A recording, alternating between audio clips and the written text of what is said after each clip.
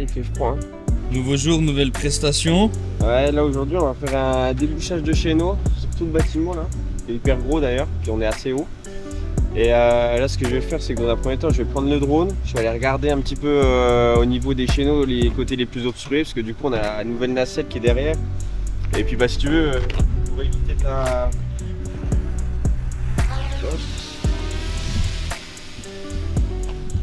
Pour éviter de la déplier tous les 5 mètres pour voir qu'en fait il y a une zone à pas faire, ça sert à rien, donc je vais déjà les repérer avec le drone.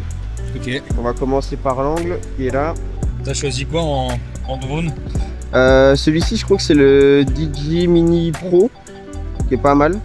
Et comme tu vois bah, là par exemple là il faut bien le déployer parce que là on voit que bah, c'est complètement obstrué sur cette partie là.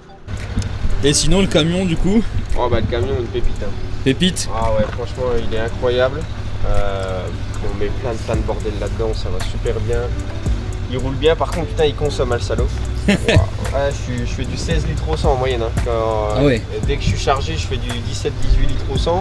Et quand je suis pas chargé, je fais un bon 14 litres et demi, 15 litres quoi. Et je roule pas comme un cinglé, hein, je roule tranquille. Après voilà, c'est une boîte auto, il fait 3 tonnes 100 à vide. On tracte plus de 3 tonnes derrière, donc c'est normal, mais voilà, il est bien, mais il boit beaucoup quoi. Ok, ouais bon, c'est à prévoir de toute façon sur ce genre de voilà. véhicule. On le sait d'une certaine manière, mais j'aurais pas pensé autant, mais bon. Maintenant qu'on l'a, de toute façon on va pas le changer. Ouais. Et puis non, il va bien, donc... Bon, c'est le principal. C'est ça, faut que ça reste comme ça quoi. Non mais au niveau praticité, il est super bien.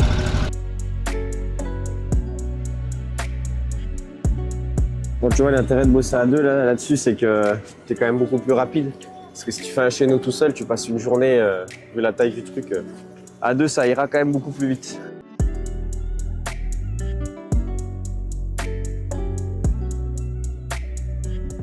Je comprends pas pourquoi elle cache.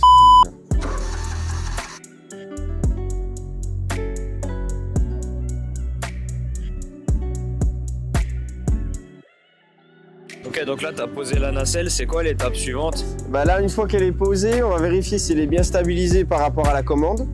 Et une fois qu'elle est stabilisée, qu'on est sûr qu'on est ok, de toute façon, si c'est pas stabilisé, elle monte pas. Mais Ok. voilà, des fois, c'est un petit peu chiant au niveau de la stabilisation à la mettre en place. Là, apparemment, tu vois, les petites lumières sont allumées, donc ça veut dire qu'elle est correctement posée. Et une fois que c'est bon, que c'est rentré, là, on va essayer de monter. Puis une fois qu'elle monte, on peut commencer à travailler, quoi. Ouais, c'est parti, là. Je comprends pas. En fait, si tu veux, elle est complètement refermée, complètement repliée. Okay. Et puis, quand je veux renlever les stabilisateurs pour les remonter, il met qu'elle n'est pas fermée. Alors que tout est replié, tous les vérins sont repliés au max. Ok. Donc, je vais appeler, je pense, l'ancien propriétaire tout à l'heure, là, parce que... C'est la première fois qu'elle te fait ça? Ouais, mais il y a des trucs que je comprends pas trop. Et puis vu que on va dire que je l'ai essayé qu'aujourd'hui, puis un petit coup vite fait hier, mais dans la cour pour voir ce que ça donne. Faut que je vois avec lui s'il n'y a pas un petit truc à faire.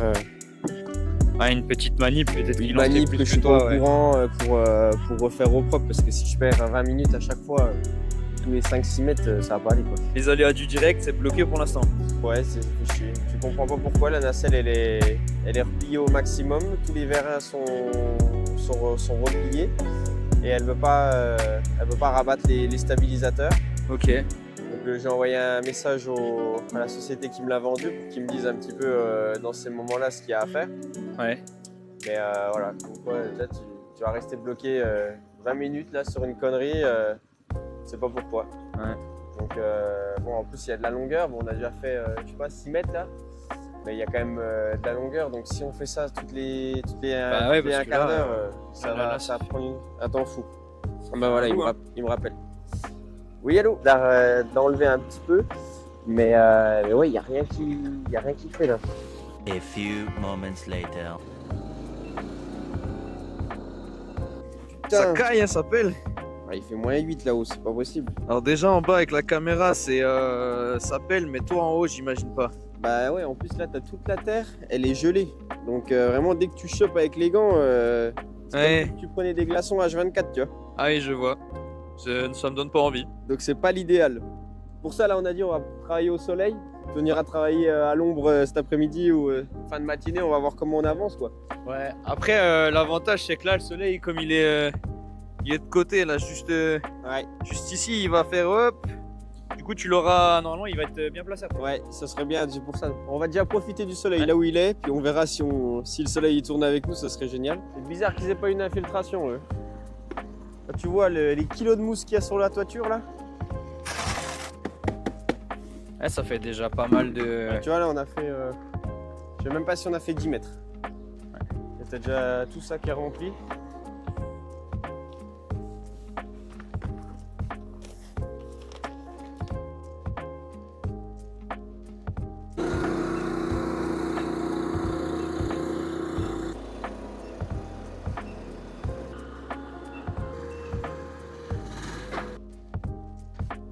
Je le nettoie un petit coup. Tous les 2 jours tu nettoies le camion? Ah ouais, et tu vois rien que là je le vois, il commence à être dégueulasse là depuis aujourd'hui. Et ben ce soir faut que j'aille le nettoyer. Vu qu'il est tout beau, tout propre. Ça va devenir une passion pour toi le nettoyage là. Ah bah là je vis de ça, hein. Je vis de ça maintenant. Ouais. Bon on va aller voir l'autre côté, ce que ça donne. On a déjà fait une partie du côté, on a fait toute la petite toiture là, il y avait énormément de mousse. Donc là petit pilotage pour l'inspection visuelle des chéneaux. Bah tu vois là on gagne, je sais pas, peut-être 1 heure à chaque fois.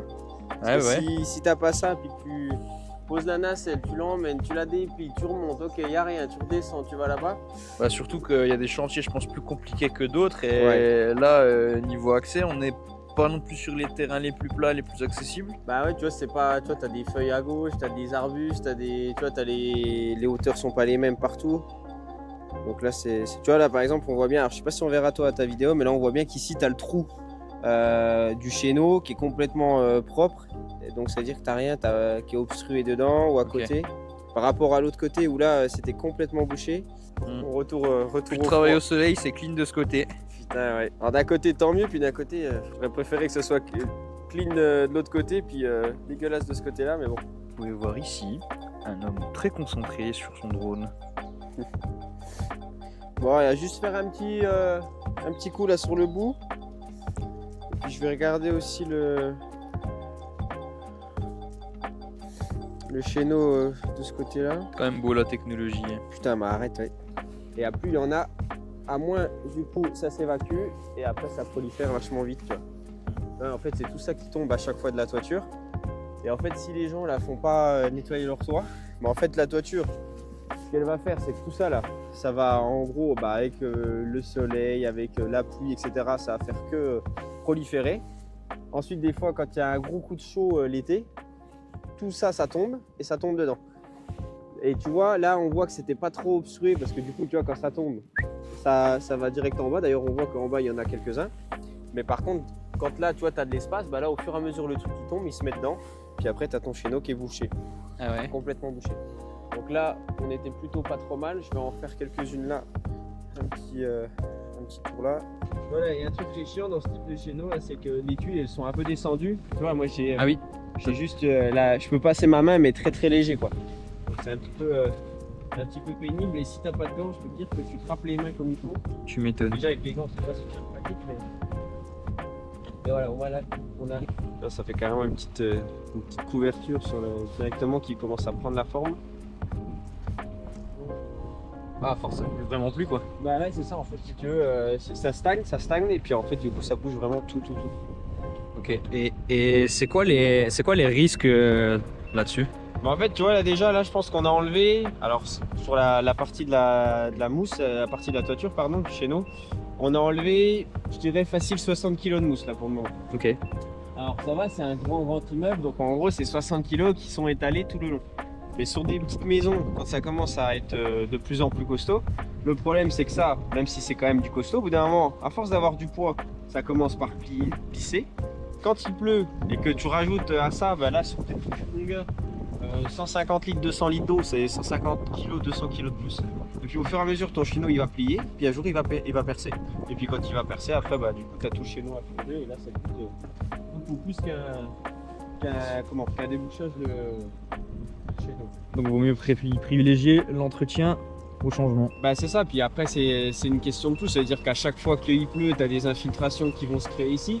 Là, si par exemple là tu commences à avoir du poids, que le machin il commence à tanguer, donc du coup la ferraille, une fois que ça a un petit peu pris un pli, bah, ça fissure. Une fois que ça fissure, ça va revenir ici, et puis en gros ça va ruisseler le long des habitations, et puis ça va se mettre dessus. Et donc voilà, c'est pour ça que faire le nettoyage du chéneau, c'est une bonne chose de le faire avant que du coup bah, tout soit... Tu vois, regarde, là on le voit là-bas, il y a eu des infiltrations là. Ah oui. On le voit que ici là déjà ça a pris l'eau, parce que je pense qu'à l'intérieur on voit que ça a tangué, donc au fur et à mesure du temps, en fait si tu veux, quand ça prend trop l'humidité, bah, après que tout va changer. Et si tu changes tout ça, ça coûte bon. Hein. Oui, et je pense qu'après, si tu laisses trop traîner, en plus, comme tu dis, ça ruisselle sur la façade. Ouais. Le risque, c'est d'avoir aussi des grosses taches sur la façade et de devoir la faire nettoyer, Et après, du voire coup, en repeindre. fait, ouais, c'est ça, c'est que le fait de ne pas avoir fait entretenir sa toiture, et puis derrière, t'entretiens pas non plus ton chéneau, eh ben, en fait, ça engendre des problèmes également sur la façade et sur un peu les sous-rampants de la toiture. Ah oui. Donc là, tu vois, ils sont dans une phase où ils ont quand même pas mal de mousse encore sur leur toiture. C'est pas catastrophique, mais ils en ont quand même beaucoup. Derrière, tu as tout un bois. Et tout ça, bah, quand c'est feuillu et puis quand au printemps-été, voilà, il y a plein de fleurs et puis que voilà, les arbres ont vraiment éclos. Bah là, en fait, tu as tout qui vient de se déposer sur la toiture. Et puis après, bah, derrière, ça refait de la mousse. Donc, une toiture comme ça, l'idéal, ce serait de la faire entretenir et puis de la faire nettoyer un coup. On vient, on met un fongicide bio. Une fois qu'on a mis le fongicide, on s'occupe de faire nettoyer ça au nettoyeur haute pression. Puis après, alors, haute pression, ça veut tout dire et rien dire. Hein. C'est juste après, nous, on calcule la pression à mettre pour enlever. Mais là, c'est une belle tuile, donc il n'y aurait pas besoin de mettre beaucoup de pression pour enlever proprement. Et surtout, derrière, on vient hydrofuger pour que derrière, bah, ça coule nickel et que ça fasse une vraie protection sur la toiture et puis que les gens soient tranquilles pendant plusieurs années à ce niveau-là. Ok. Beaucoup plus simple, beaucoup plus économique. Ah oui. Alors, il y a toujours une guéguerre entre nous et puis les couvreurs qui font que ça. Mais comme je dis toujours, nous, un nettoyage de toiture sur une maison traditionnelle qui fait, je sais pas moi, 150 mètres carrés, 200 mètres carrés de toiture, ça va leur coûter entre 1500 et 3500 euros maximum. Qu'un couvreur, pour la même chose, il va te demander 40 000 quoi. Donc il y a un peu une guéguerre entre nous où ils disent que ce qu'on fait, c'est pas bien. Puis si tu veux, en fait, c'est juste que ce qu'on fait, c'est 10 fois moins cher que ce que propose. Après, c'est pas le même travail. Hein. Alors, on peut pas comparer des mecs qui vont monter, qui vont tout détuiler, tout retuiler, pardon. La matière première également, qui coûte beaucoup plus cher. Mais voilà, je veux dire, c'est quand même ce qu'on fait, ça pallie à des problèmes économiques que tous les Français retrouvent aujourd'hui. Et voilà, ça permet d'avoir une toiture propre, d'éviter des problèmes. Sans du coup être obligé de tout changer. Nous on est l'entre-deux qui permet de pas tout changer. Quoi. Puis après, je pense que les couvreurs zingueurs, finalement, à long terme, c'est peut-être aussi bien pour eux parce que ça leur permet d'accepter plus de gros chantiers sans se bloquer avec des petites interventions comme ça aussi, quoi. Bah, C'est une vision à considérer. C'est ça. Et en plus, derrière tout ça, c'est que t'as même des couvreurs, que j'ai eu le cas il y a pas longtemps sur un chantier à Offmont. Et juste avant, il lui dit, bah non, c'est n'importe quoi de nettoyer, nettoyeur haute pression. Ouais, parce que c'est pas lui qui l'a fait, quoi. Parce que c'est pas lui qui l'a fait. Et derrière, tu vas sur son site et puis tu regardes et puis bah, le mec il propose le nettoyage de toiture. C'est sûr, toi tu fais un devis à 40 000, il passe pas et tu dis bon bah allez, si je peux récupérer 3-4 000 et puis je fais que nettoyer, bah tu vas le faire quand même quoi. Bah oui, ouais. Mais voilà, c'est... Après il en faut pour tout le monde aussi. Ouais, voilà, c'est ça. Bon, après moi je m'en fous, ce que je fais, je le fais bien. Les clients sont contents, tu vas sur Google, tu regardes nos avis, on a que des 5 étoiles. Et si honnêtement on marche aussi bien et qu'on a autant d'activités, c'est parce qu'on est beaucoup recommandé et ça change tout. Et voilà, après le travail il parle de soi-même, tu vois les photos qu'on fait, les avant-après, il n'y a pas photo, donc on peut pas dire qu'on travaille mal, qu'on fait les choses mal. On est hyper consciencieux, tu vois quand on sert du drone, bah, les gens on peut leur dire voilà regardez l'état de votre toiture, vraiment quand vous êtes proche de la toiture, l'état qu'elle est. Et puis ensuite tu leur montres le après et tu dis ah ouais putain, je suis content enfin. Donc ça vraiment ça change tout quoi.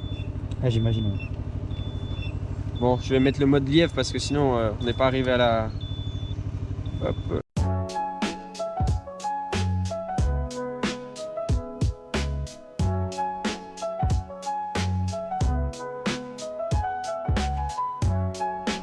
Ah bah ça y est, bonne chose de faite. Ce bip permanent il me saoule. Ouais, une bonne chose de faite là. Du coup, tu vois, on a fait le chantier plus vite que prévu parce qu'il était obstrué énormément à certains endroits, mais rien du tout à d'autres. Et du coup, on a mis un peu moins de temps que prévu, donc tant mieux. Comme ça, on va pouvoir regarder ce qu'on va faire cet après-midi pour les chantiers qu'on avait prévus là. J'avais un débouchage de chéneaux prévu aussi sur Belfort. On va peut-être le faire du coup aujourd'hui. Journée débouchage. Ça va être pas mal. Parce que quand c'est comme ça, tu donnes des rendez-vous, des créneaux de rendez-vous fixes à tes clients ou tu leur dis on passe, tu leur donnes une fenêtre? Non, en fait, quand c'est des clients particuliers, on leur dit exactement à l'heure où on arrive et on les prévient avant, on planifie ça. Mais là, quand c'est dans des copros où de toute façon, qu'on soit là à 8h ou à 10h, il n'y a personne qui nous attend. Voilà, nous, on sait qu'à 8h, on se rend au dépôt, on charge le camion, on charge tout ça. Et puis, tu vois, on arrive sur le chantier vers 8h30, 9h, ça dépend de la route qu'il y a à faire. Mais voilà, en moyenne, ça se passe comme ça. Et là, par exemple, tu vois, il y a une autre copro. Je vais les appeler pour leur demander si tout était OK. Et je sais qu'ils ont déjà validé le devis, mais juste leur dire est-ce qu'on peut venir cet après-midi, est-ce que ça gêne pas? Et puis s'ils me disent que c'est OK, à ce moment-là, OK. tu vois, on garde la nacelle, on évite de tout renlever, on va là-bas sur place, on la décharge. En plus, là, il n'y a vraiment pas beaucoup à faire, c'est vraiment un petit chéneau. Donc, parfait. donc ça va aller assez vite, quoi. C'est 30 minutes sur place, quoi. C'est tout bon. Les lunettes sont bien posées. On n'est pas. C'est la dernière fois que je parlais à des clients, je me suis rendu compte que les lunettes elles étaient comme ça. Et après, c'est sérieux, je me suis vu dans la glace, je dis oh le con, ça fait une demi-heure que je leur parle, j'ai les lunettes, elles sont complètement de travers. Ouais, donc là, je vous avais donné rendez-vous dans mon QG.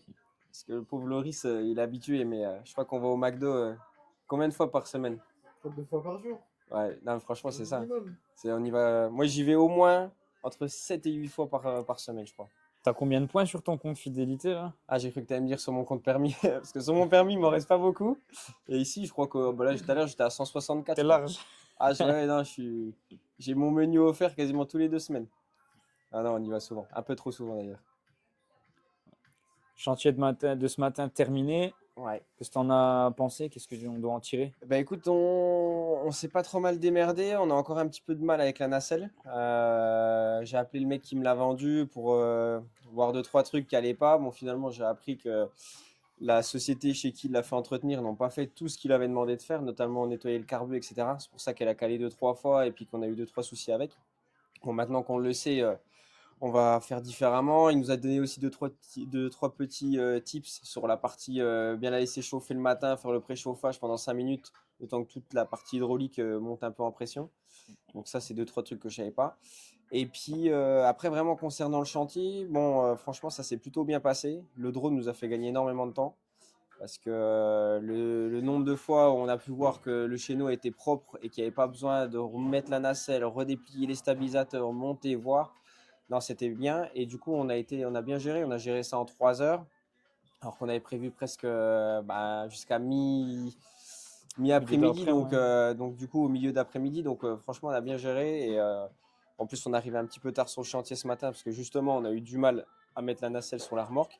Bon, maintenant que c'est fait, voilà. Et du coup, pour en revenir à ça, c'est que la nacelle, elle est d'une utilité incroyable parce que ce qu'on fait là, à la hauteur où on est, en plus, on est 2 sur le panier, etc., on va quand même très vite.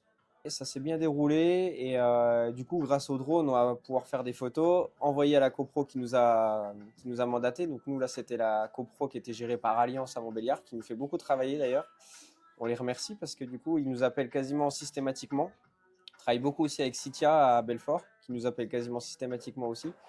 Donc non, c'est pas mal. C'est pas mal. Ils nous appellent souvent et puis vu qu'ils sont contents de notre travail, ils nous rappellent. Donc c'est un bon partenariat là. Les 2 agences là, on travaille bien avec eux. Ok. Et en termes de chiffres, en termes de rentabilité, comment tu te situes là-dessus? Bah là, tu vois, sur ce devis-là, je l'ai fait il y a 3 mois. Donc on n'avait pas encore la nacelle. Donc j'avais mis dedans la sous-traitance de la nacelle.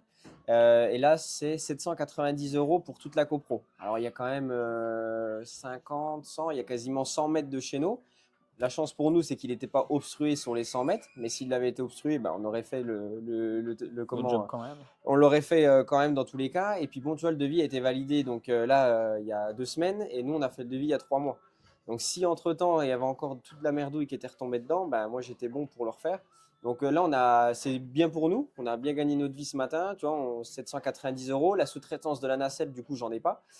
Mais bon, je rembourse quand même mon crédit de ma nacelle, oui. donc ça se comble d'une certaine manière. Mais là on était pas mal. Et puis bon, bah, pour la copro, ils avaient eu des devis à plus de 1800 €. Donc du coup, nous en passant à 790, on était bien quoi. Ok. Propre. Honnête pour tout le monde. Bah, c'est ça, c'est pour ça ils ont accepté assez rapidement, hein. On a eu une réponse une fois qu'ils l'ont eu. Donc nous, on a fait le devis il y a 3 mois. Ils l'ont passé en AG, donc là, il y a un mois. Donc ils ont accepté assez vite. Et nous, justement, on attendait la nacelle qu'on a reçue la semaine dernière. Et là, on va en faire pas mal. On va en enchaîner pas mal. Là, on en a sur Belfort, on en a eu sur Hérimoncourt. On aura sur Montbéliard également. Donc Ok. du coup, ça avance bien, quoi. Parfait.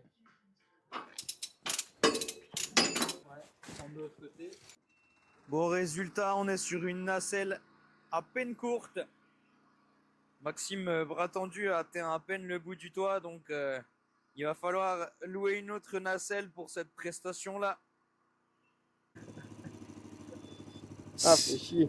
Ça commençait bien avec le fait de pouvoir se garer au bon endroit et de pas avoir à bloquer la circulation. Putain, oui.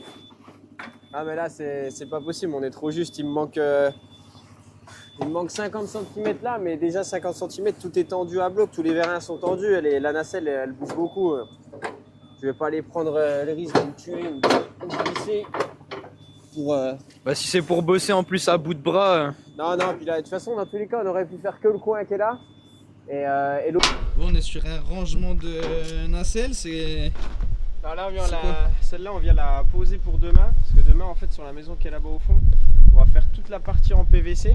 Donc en nettoyage de façade.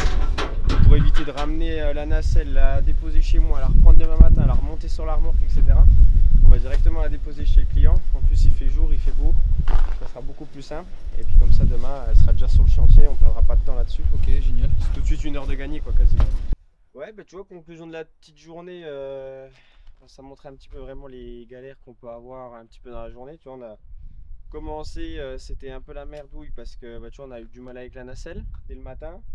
Arrivé sur le chantier, on avait encore un petit souci. Finalement, on met beaucoup moins de temps que prévu parce que le chez nous était plutôt clair sur une grande partie. Et puis derrière, tu vois, on retourne à Belfort. Bon là, j'avais un gros doute, hein, du départ. Je l'avais quand même bien précisé, j'avais un gros doute sur la faisabilité avec notre nacelle qui va quand même déjà haut, hein, 17 mètres de haut, c'est quand même déjà assez haut. Mais là, il y a tellement de déports que ça passe pas. Donc bah, finalement, là, on n'aura pas fait grand chose cet après-midi. Mais du coup, on a déjà tout préparé pour demain. Donc ce qu'on a perdu un peu cet après-midi, on va le récupérer demain. Et du coup, on va pouvoir faire tout en une journée directement. Donc voilà, au moins l'idée des vidéos, comme on fait et comme on va vouloir vous présenter au fur et à mesure du temps, ça va être de montrer vraiment l'envers du décor, que tout n'est pas tout beau tout rose et que voilà, on a pas mal de galères à gérer un peu tous les jours sur les chantiers. Et voilà, là c'était un peu une journée, première journée d'une longue série, j'espère. Et puis voilà, comme ça on va voir un petit peu ce que ça donne et puis si ça plaît aux gens. Mais voilà, le but c'est de vraiment montrer tout l'envers du décor, tout ce qui se passe bien et tout ce qui se passe moins bien aussi. Donc voilà, on verra, en espérant que ça puisse continuer comme ça.